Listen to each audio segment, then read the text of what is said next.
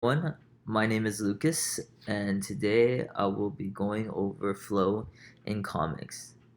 Um, from my my experiences, it is important to understand the flow of the comics because, for me, I tend to have difficult time understanding what order panels are starting and ending from. So basically, it's very hard for me to look at a comic and it's like, what is the starting point and where is the ending point? So we need to be aware that reading comics is a learned skill. So we can't just see a comic and be like, oh, I know how to read this. That being said, page layouts are very important in reading and drawing comics. There are different types of ways artists can draw the layouts in their comics, especially in digital comics.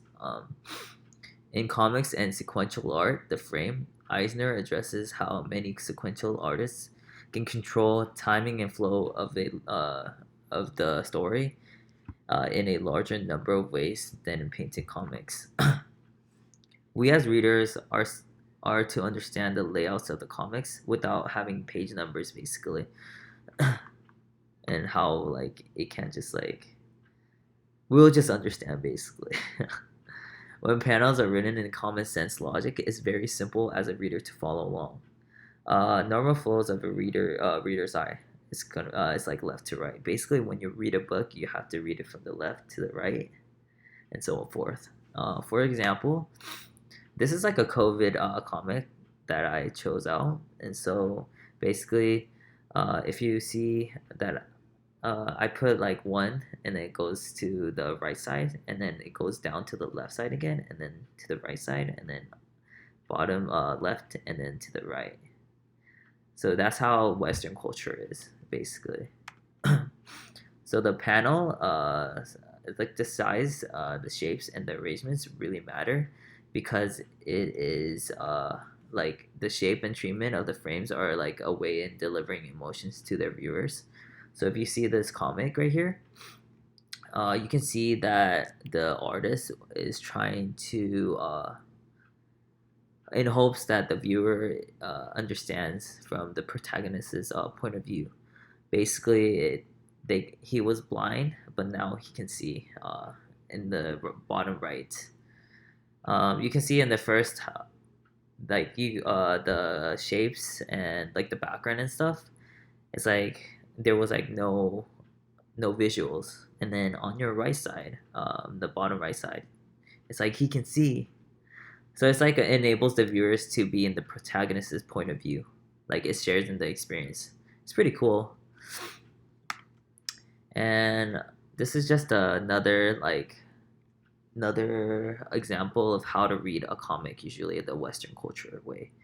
It goes from the left to the right, and then the next page, and then yeah, that's how usually people like artists draw their comics and their layouts.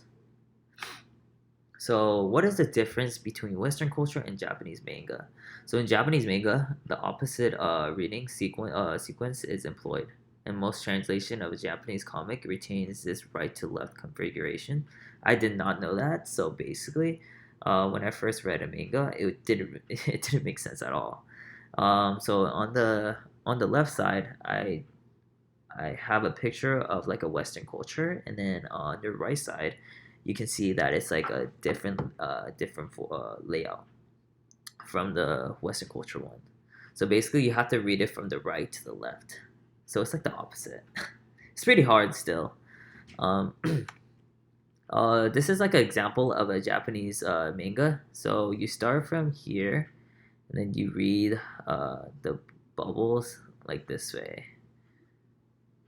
It's kind of fascinating, honestly. And then it goes from this way to this way.